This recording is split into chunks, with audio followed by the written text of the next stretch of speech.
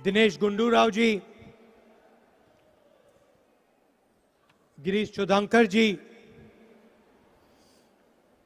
दिगंबर कामत जी, Francisco Sardinia जी, एलेक्सियो Reginaldo जी, Alex सेक्यूरा जी, रमाकांत खलप जी, stage पे Congress party के वरिष्ठ नेता, प्यारे कार्यकर्ता, भाइयों और बहनों, प्रेस के हमारे मित्रों, आप सबका यहां बहुत बहुत स्वागत, नमस्कार।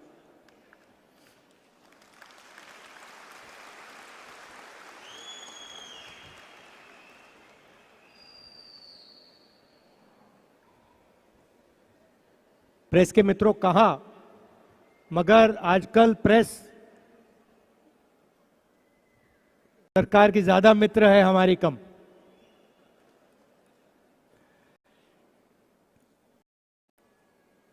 मगर एक बात है, मैं इसके लिए आपको, कांग्रेस के हर कार्यकर्ता को बधाई देना चाहता हूं कि अगर यहां किसी ने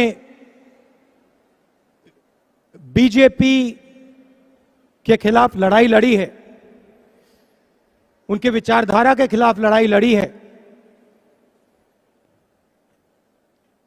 इश्यूज की लड़ाई लड़ी है, तो वो है कांग्रेस पार्टी का कार्यकर्ता।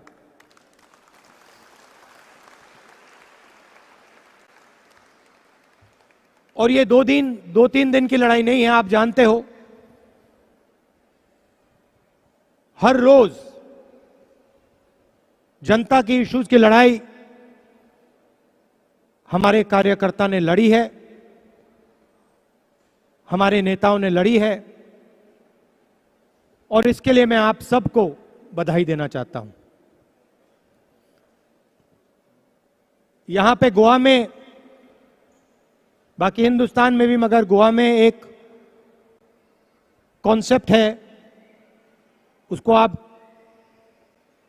डिफेक्टर कह दो, उसको आप ट्रेटर कह दो, जो भी कहना चाहते हो कह दो। और मैं जानता हूं कि ये जो कार्यकर्ता लड़े हैं, आप सब जो लड़े हो, आपके दिल में एक भावना है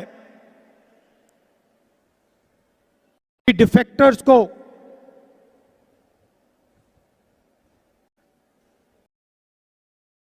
जगह नहीं दी जाए।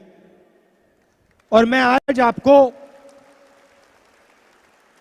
कांग्रेस के कार्यकर्ताओं को और गोवा की जनता को कहना चाहता हूं कि जिन्होंने कांग्रेस पार्टी का और जनता का धोखा किया है, उनको हम जगह नहीं देंगे।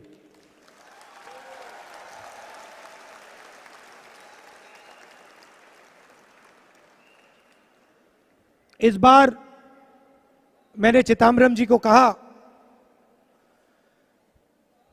कि जो हमारे कार्यकर्ताओं के दिल में है,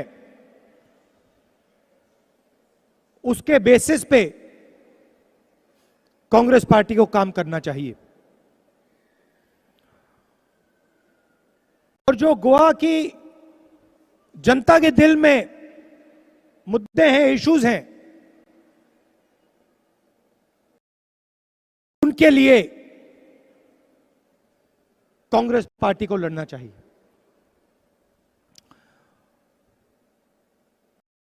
दो लड़ाइयां हैं, एक नेशनल लेवल पे,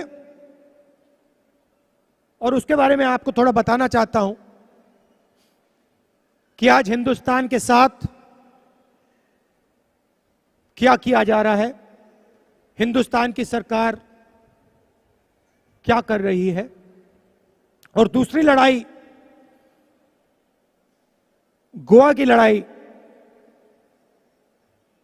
जो आप मुझसे बेहतर जानते हो, मगर उसके बारे में भी मैं 2-3 पॉइंट्स अपनी जो सोच है आपके सामने रखना चाहता हूं।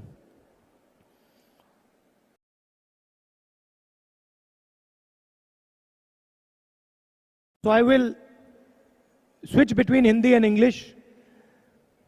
I've been told that I should speak both Hindi and English. So I will start with what is going on at the national level and how the idea of India, which is also the idea of Goa, is being attacked.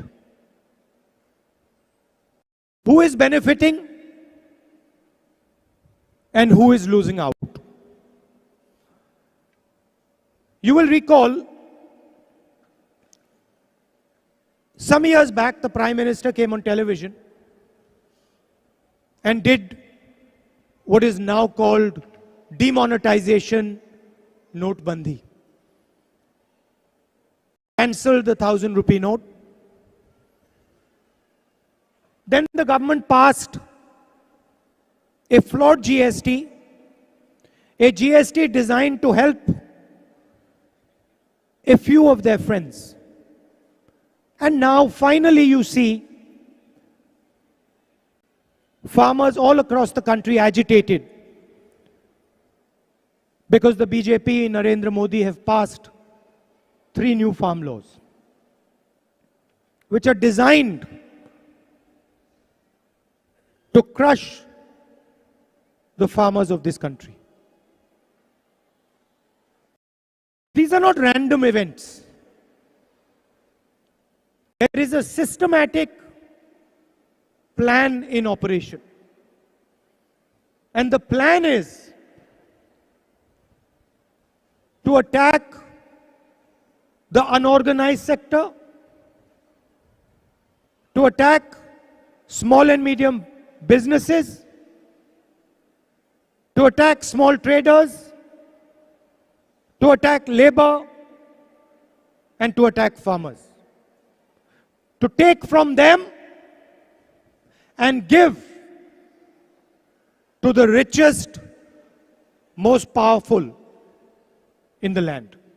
And I am not saying to give to hundreds or thousands of people. I am saying that the government of India is handing this country over a few limited business people. Wherever you look, and it doesn't matter which sector you look, you will find the same 5 or 6 names. Look at the ports, look at coal, look at airports, look at agriculture, look at retail, look at telecom. You will find these same 5 or 6 people in sector after sector after sector after sector. What people have to realize is that these 5 or 6 people are benefiting. And millions and millions and millions of people's lives are being destroyed. Systematically destroyed. GST is designed to harm small and medium business. Farm laws are designed to destroy the lives of small traders and farmers.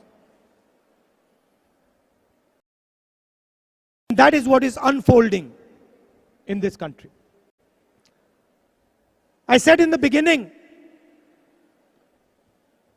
that the media is a friend of the government in Delhi. It is a fact. The media portrays a distorted reality of this country. The media does not raise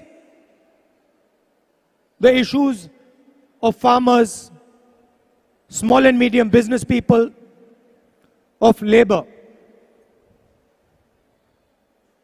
And so we have a tragedy unfolding in our country. At the same time, the Chinese enter our country take thousands of kilometers of our land.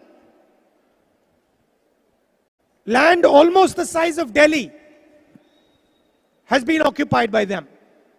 They're sitting inside Indian territory today. And the Prime Minister says, nobody has taken any land.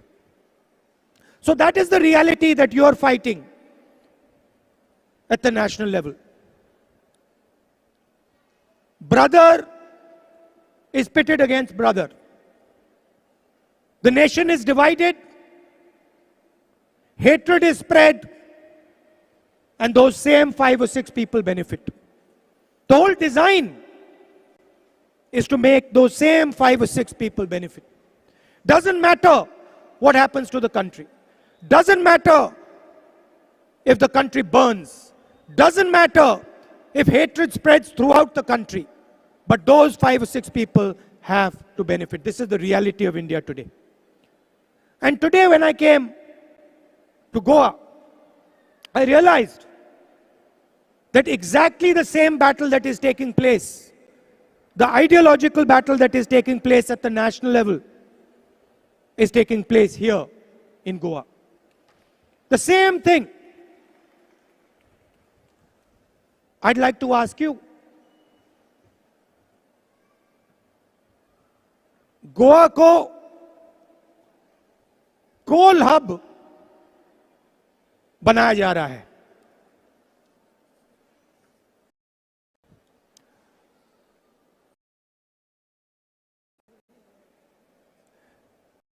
Well, they've just given me a piece of paper that says the media in Goa is more balanced than the national media. So that is heartening. That makes me happy that you are doing the job that you're supposed to do. We don't expect unfairness from you. We expect fairness from you. And if you're being fair, we are proud of you because you are doing your duty, your job. So I would like to thank the journalists who are being neutral and who are being fair. That is not the case, unfortunately, at the national level. But Goa को कोल hub बनाया जा रहा है. आज मैं fisherman से मिला, मछुआरों से मिला, और उन्होंने मुझे बताया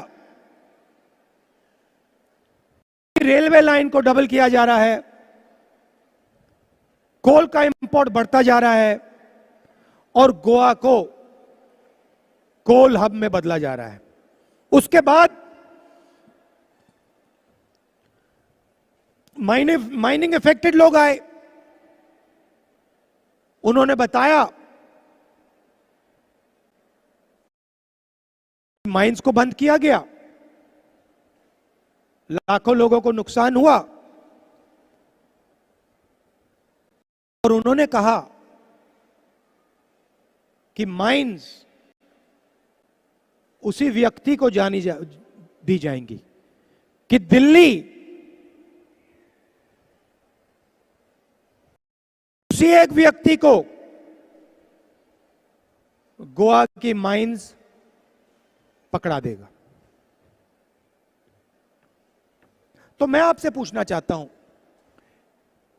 ये जो गोवा को दुनिया की सुंदर जगह को ये कोल हब जो बनाया जा रहा है, किसके लिए बनाया जा रहा है? किसका फायदा होगा इससे? क्या गोवा की जनता का फायदा होगा? क्या किसका फायदा होगा? बताइए.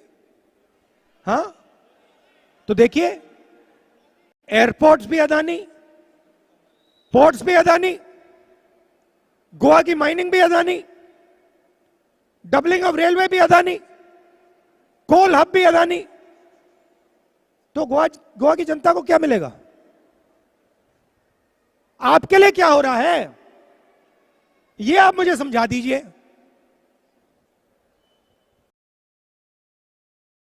प्रधानमंत्री ने कहा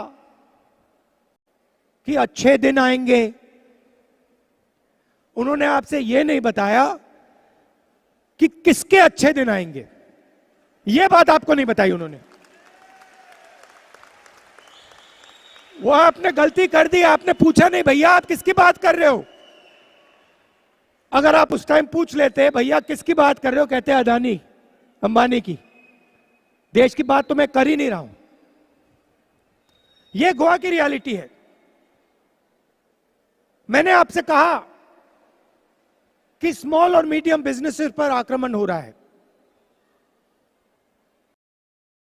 एग्रीकल्चर पर आक्रमण हो रहा है, और ऐसी स्थिति आ गई है कि देश युवाओं को रोजगार नहीं दे पा रहा है। कोविड की समस्या आई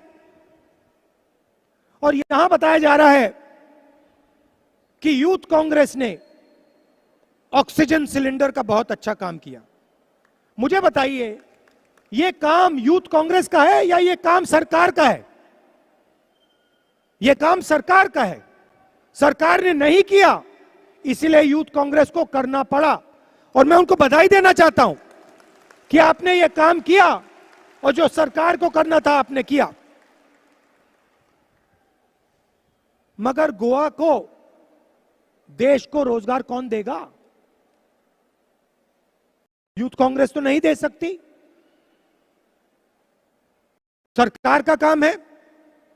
और अगर सरकार हिंदुस्तान की रीढ़ की हड्डी को तोड़ने में लगी है तो इस देश में रोजगार नहीं पैदा हो सकता। और यही आपने पिछले सालों में देखा है। लंबे भाषण करते हैं, मगर आज गोवा में जितना अनएम्प्लॉयमेंट है शायद आपके इतिहास में नहीं हुआ। सही बोला? सही है ना? युवा को गोवा में रोजगार मिल सकता है आज? नहीं। आज हमारी बात हुई, गाड़ी में हम बात कर रहे थे और मैंने चिदम्बरम जी से पूछा कि गोवा को, बाकी हमारे जो नेता हैं उनसे पूछा, गोवा को सस्टेनेबली रोजगार कैसे दिया जाए। उन्होंने मुझे बताया, होमवर्क किया, काम किया है। उन्होंने मुझे बताया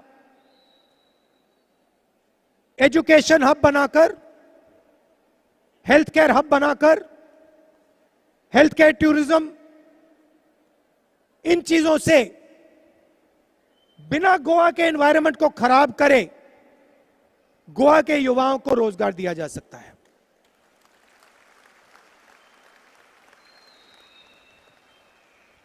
और आपने हमारा काम देखा होगा, हमारी सरकार थी, हम नफरत नहीं फैलाते थे, प्यार से जोड़कर हम काम करते थे। मनरेगा हमने दिया, ऐतिहासिक काम किया, और नरेंद्र मोदी जी ने पार्लियामेंट में कहा कि मनरेगा से बेकार योजना हिंदुस्तान में नहीं है। उन्होंने कहा, उनके शब्द। और फिर उसी मनरेगा को कोविड के समय उन्होंने उसका प्रयोग किया।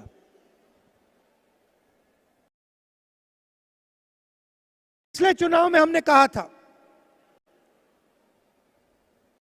कि हिंदुस्तान में चुने हुए लोग बहुत अमीर हो गए हैं और जो आम पब्लिक है उनके पास पैसा नहीं है। इनकम डिस्पैरिटी बहुत हो गई है। और हमने न्याय योजना का आइडिया दिया था। हर व्यक्ति, हर गरीब व्यक्ति के बैंक अकाउंट में सीधा 72,000 रुपीज साल के। और उन्होंने मजाक उड़ाया। उन्होंने कहा कि नहीं, उन्होंने कहा कि नहीं, न्याय योजना नहीं की जा सकती। तो हमारी कोशिश होगी कि अगर हमारी सरकार गोवा में आए तो हम न्याय योजना जैसा कॉन्सेप्ट गोवा की जनता को भी दिलवाएं। हमारा फोकस रोजगार पे होगा, हेल्थ केयर पे, एजुकेशन पे और टूरिज्म पे होगा। और हम एक बार फिर गोवा को जोड़कर एक साथ सबको लेकर हम आपको प्रगति के रास्ते पे ले जाएंगे। आखिरी बात मैं आपको कहना चाहता हूं, और मैंने आज फिशरमैन से भी ये बात कही, चाहे कुछ भी हो जाए, गोवा जैसी सुंदर जगह को हम कोल हब नहीं बनने देंगे। और ये जो इन्होंने 3 लीनियर प्रोजेक्ट्स चालू कर रखे हैं, हम इनको नहीं होने देंगे। ये बात आप याद रखिए। माइनिंग अफेक्टेड जो फैमिलीज थी, उनसे मैं मिला और हमने उनको आश्वासन दिया है कि लीगल तरीके से हम माइनिंग को फिर से शुरू करने की कोशिश करेंगे। In the end, this is a political fight, but this is also a ideological fight. As Girish said, the culture of Goa, the way of life of Goa is also the culture of India and the way of life of India. We are not just fighting an election here. We are fighting a fight about defining what Goa is going to become. How Goa is going to treat itself and how Goa is going to treat the rest of the world. And I want Goa to show the rest of India that Goa can stand together, maintain and protect its wonderful culture, maintain and protect its wonderful environment, and still move forward with vigor and dynamism. So this battle is not just a political battle.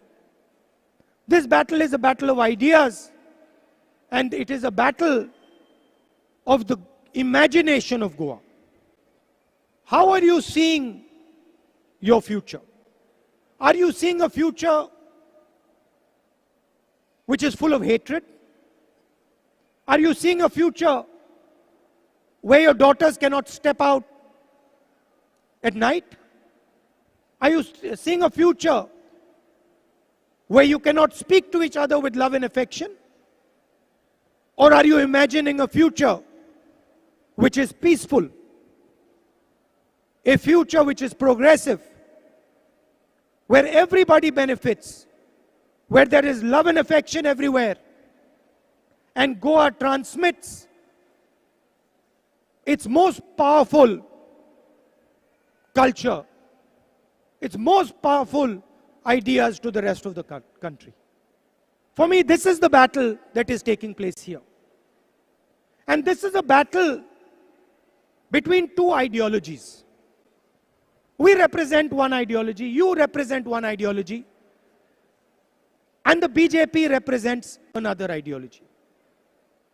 We are the political party that represents a united Goa, a prosperous Goa.